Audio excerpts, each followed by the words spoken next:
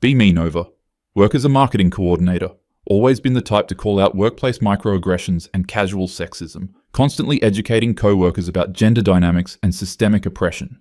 Have this really annoying habit of turning every conversation into a teachable moment about patriarchy.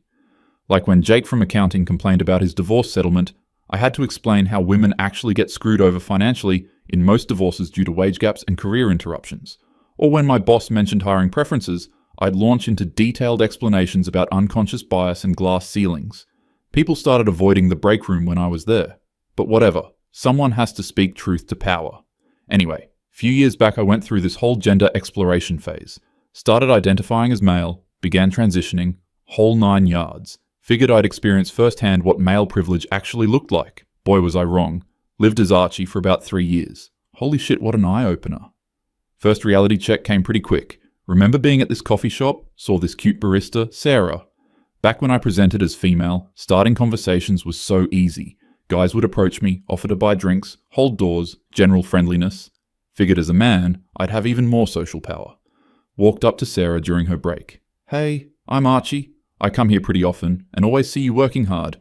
Her whole body language immediately shifted. Took a step back, arms crossed, gave me this look like I was some kind of predator. I'm working. Please leave me alone. Cold, harsh, immediate dismissal. Tried being friendlier. Oh, no worries. Just thought you seemed cool. Maybe we could grab coffee sometime. She literally called over her manager. Manager, this big dude named Rick, comes over all aggressive. Is there a problem here? Sarah. This guy won't leave me alone. Rick gives me the death stare. Time to go, buddy. I'm standing there confused as hell. When I was presenting female, I could chat with anyone. Workers were always polite and accommodating. This was my first taste of how men get treated when they show any interest. Thought it was just a fluke. Oh, how naive I was. Next week, decided to try being social at this local bookstore. Saw this woman browsing the feminist theory section. Perfect, right? Approached respectfully. Excuse me, I notice you're looking at some great books. I've read a few of those. Instant hostility. I don't need a man mansplaining feminism to me. Before I could explain, I was actually well versed in feminist theory. She just walked away. Store employee comes over. Sir, we've had complaints about customers being harassed. Harassment? I made one polite comment about books.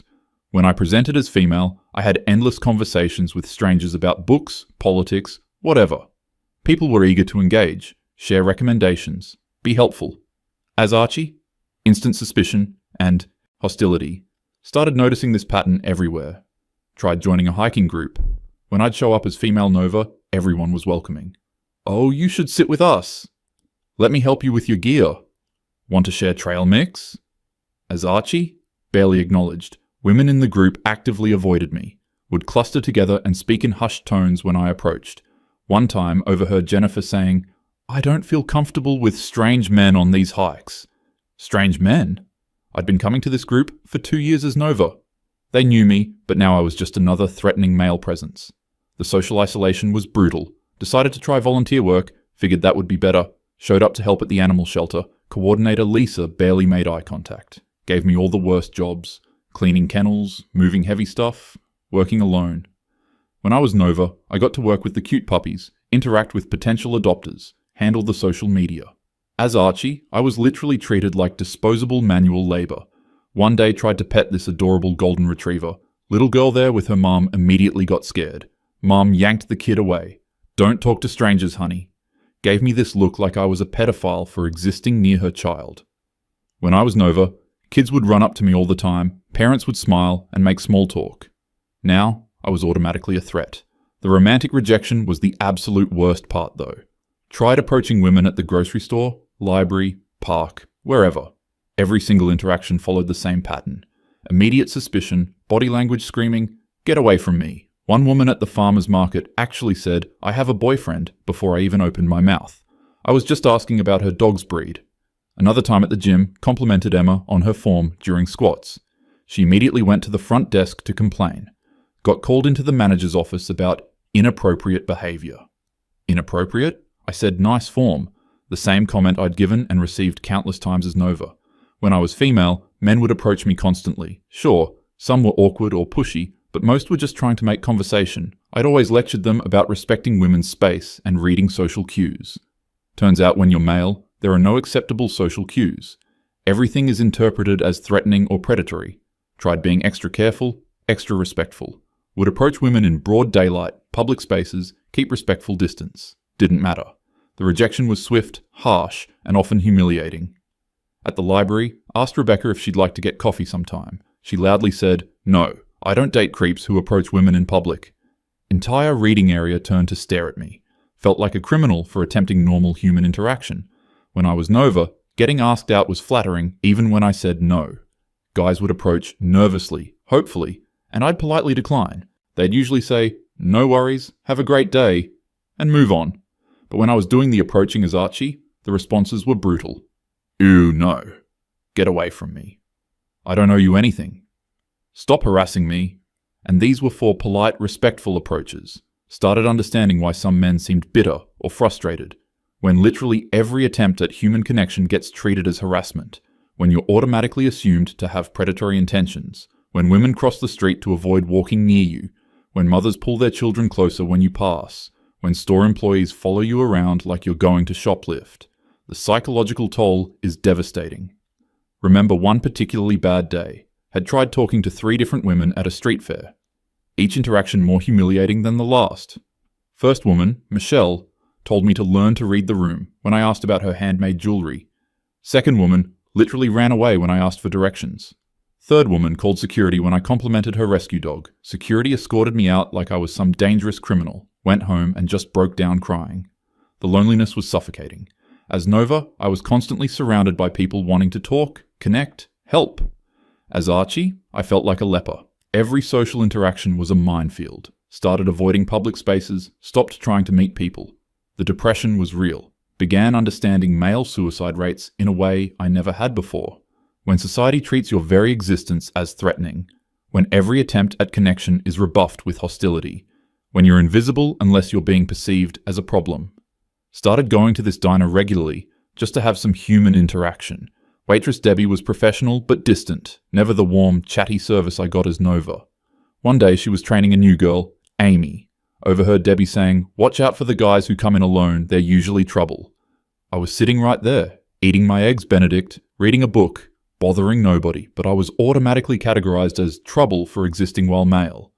Tried dating through friends, figured that would be safer.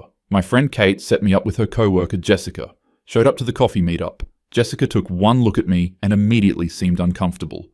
Kept checking her phone, giving one-word answers. Cut the date short after 20 minutes. "This isn't going to work out. You seem nice, but I'm not feeling it." Later found out from Kate that Jessica said I seemed too intense and kind of desperate. Desperate? I'd barely said anything. Just tried to make normal conversation about work, hobbies, travel. Same conversations that flowed easily when I was Nova. But as Archie, my mere presence radiated desperation somehow. Started realizing how differently women interpreted male behavior. When I was Nova talking to men, I saw nervousness as endearing, effort as flattering, persistence as romantic, but experiencing it from the other side. That same nervousness read as creepy, effort read as trying too hard. Any follow-up contact read as stalking. The double standards were staggering. Remember this one interaction at a bookstore cafe. Spent an hour reading, noticed this woman Sarah at the next table. She kept glancing over, seemed friendly.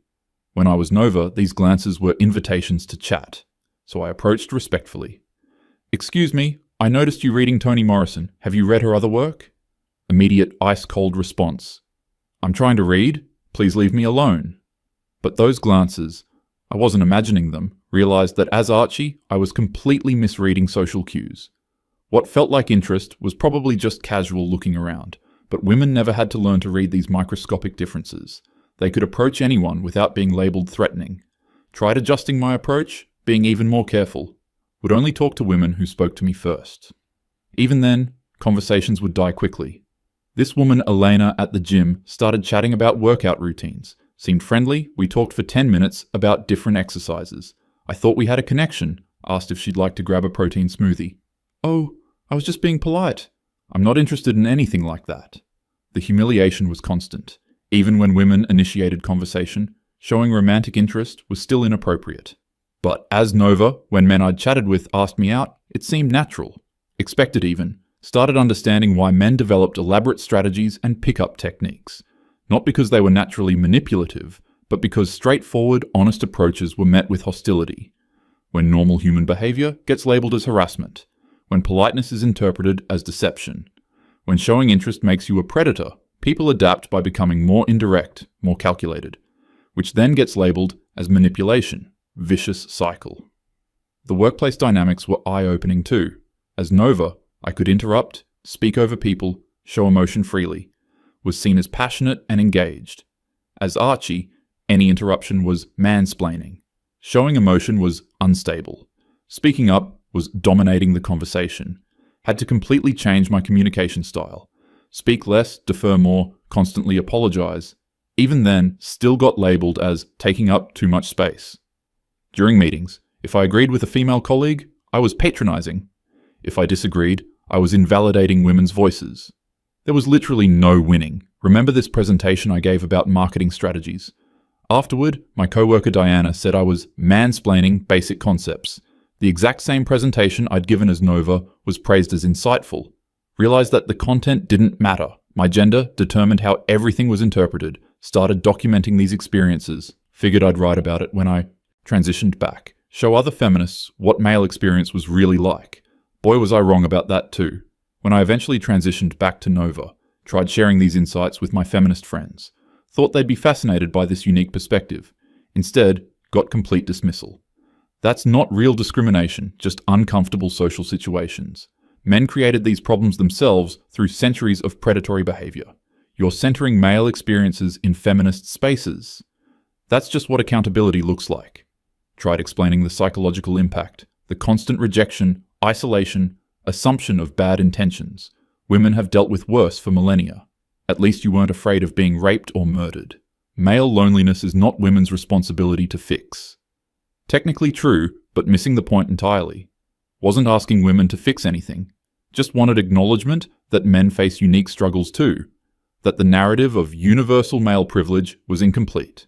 But bringing up male suffering was automatically labeled as misogyny. My friend Janet actually accused me of internalizing patriarchal propaganda. Janet, who I'd known for 5 years, who'd seen me advocate for women's rights countless times. Apparently experiencing male rejection firsthand made me a gender traitor. Tried sharing with my coworker Lisa, explained how differently I was treated in identical situations. Well, yeah, women have to be cautious because of male violence. When I pointed out that I was the same person, same intentions, just different presentation. It's not about you personally, it's about patterns of behavior. But those patterns meant every individual man got prejudged, treated as guilty until proven innocent. And proof of innocence was nearly impossible to establish, because any attempt to demonstrate good intentions was itself seen as manipulation. Tried explaining this catch-22 to my friend Morgan. If men don't like being seen as threats, they should call out other men's bad behavior. Women can't tell the difference between good and bad men, so we have to be careful with all of them. Asked how men were supposed to meet people or form connections under these conditions. That's not women's problem to solve. Circular logic everywhere. Men are responsible for fixing male behavior, but individual men can't prove they're different. And expressing frustration about this dynamic is itself proof of problematic attitudes. No winning scenario. Started questioning everything I'd believed about gender dynamics. Not the existence of sexism against women, that was obviously real, but the idea that patriarchy only benefited men.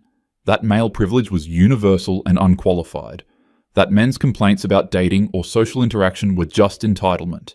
Turns out there were costs to male gender roles I'd never considered.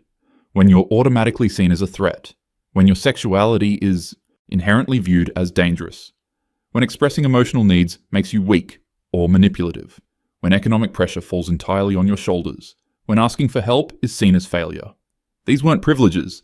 They were burdens that came with whatever advantages male status provided. But suggesting this in feminist spaces was like speaking heresy. Remember trying to bring this up at a work diversity meeting. We were discussing ways to make the workplace more inclusive. I suggested that men might also benefit from emotional support and connection. Dead silence. Then Patricia from HR said, "This meeting is about addressing discrimination, not men's feelings." Feelings? I was talking about social isolation and psychological health. But male emotional needs were automatically dismissed as frivolous. even though male suicide rates suggested otherwise. Tried a different approach, focused on specific policy suggestions. Maybe networking events could include structured activities to help with organic conversation. Maybe we could train people on how to give constructive feedback instead of harsh rejection. Maybe we could acknowledge that social skills aren't equally distributed. We're not going to teach men how to be better at bothering women. Bothering women? I was talking about basic human connection. Realized that any male struggle was automatically reframed as an attack on women. Male loneliness became entitlement to women's attention. Male social difficulty became failure to respect boundaries. Male emotional needs became emotional labor demands. There was no acceptable way to discuss male suffering without being labeled misogynistic. Even my own lived experience was invalidated. You only experienced that for 3 years. Try being a woman your whole life. As if suffering was a competition. As if acknowledging male struggles somehow diminished female ones. Started realizing how much my previous activism had been performative. I'd lectured men about their privilege without understanding their actual experiences. Assumed that gender dynamics was zero-sum. That anything benefiting men must hurt women. But my time as Archie showed me that wasn't true. Men and women both faced unique challenges. Both deserved empathy and support. But suggesting this made me a both sides feminist. Apparently believing in genuine equality instead of female supremacy was controversial. Tried having this conversation with my friend Rachel. Explained how my perspective had evolved. You sound like one of those men's rights activists now. Men's rights activists? For suggesting that men's emotional needs matter? You're falling into anti-feminist talking points. Anti-feminist? For sharing my own lived experience? Realized that my feminist friend group had become an echo chamber. Any dissent from orthodox positions was immediately dismissed.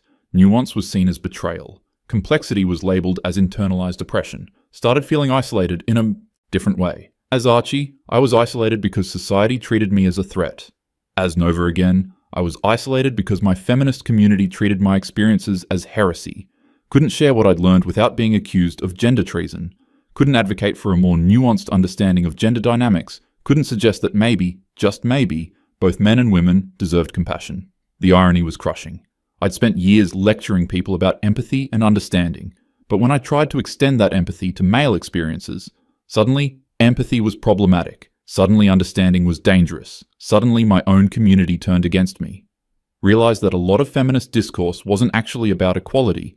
It was about maintaining a narrative where women were pure victims and men were pure oppressors. Any evidence contradicting that narrative was suppressed. Any complexity was flattened into simple, good versus evil stories. Any suggestion that men might also suffer was treated as misogynist propaganda. But I'd lived it, felt the crushing weight of constant rejection, experienced the isolation of being automatically classified as dangerous, witnessed the double standards and circular logic firsthand. My feminist friends could dismiss academic studies about male suicide or social isolation. They could claim those statistics were misleading or irrelevant, but they couldn't dismiss my personal testimony. Except they did. Turns out, lived experience only mattered when it supported the approved narrative. When it challenged that narrative, it became internalized oppression, or false consciousness, or patriarchal manipulation. My own perceptions were invalidated by people who claimed to believe women, unless those women said something inconvenient. Started understanding why some people became disillusioned with feminist spaces. It wasn't necessarily because they hated women or opposed equality, it was because they'd experienced the movement's blindness to male suffering, its refusal to acknowledge complexity, its tendency to silence dissent through character assassination. My friend Alex, who'd left our activist group years earlier, suddenly made sense. At the time, I'd assumed he was just fragile and couldn't handle having his privilege challenged. Now I realized he'd probably tried to share his own experiences, tried to add nuance to our discussions, and been labeled a misogynist for his trouble. The movement I'd dedicated years to had a massive blind spot, could analyze power dynamics in incredible detail, could identify subtle forms of bias and discrimination, but completely ignored the ways traditional gender roles hurt men too, completely dismissed male emotional needs as illegitimate, completely refused to acknowledge that constant rejection and social isolation were real problems. Not because these things didn't matter, but because acknowledging them might complicate the narrative, might suggest that gender dynamics were more complex than oppressor versus oppressed, might require actually caring about men's well-being, and that was apparently unthinkable. Here I am now, still believing in equality, still supporting women's rights, but with a much more complicated understanding of gender dynamics. Knowing that men face brutal rejection and social isolation that most women never experience. Knowing that expressing this knowledge makes me a traitor to my own movement. Knowing that the people I once considered allies will dismiss my lived experience, because it doesn't fit their ideology. The most frustrating part is that none of this had to be zero-sum. We could acknowledge male suffering without minimizing female suffering. We could work to help isolated men without reducing support for women. We could create more nuanced understanding of gender roles that recognized everyone's humanity. But that would require admitting that feminist analysis was incomplete. That male privilege came with costs.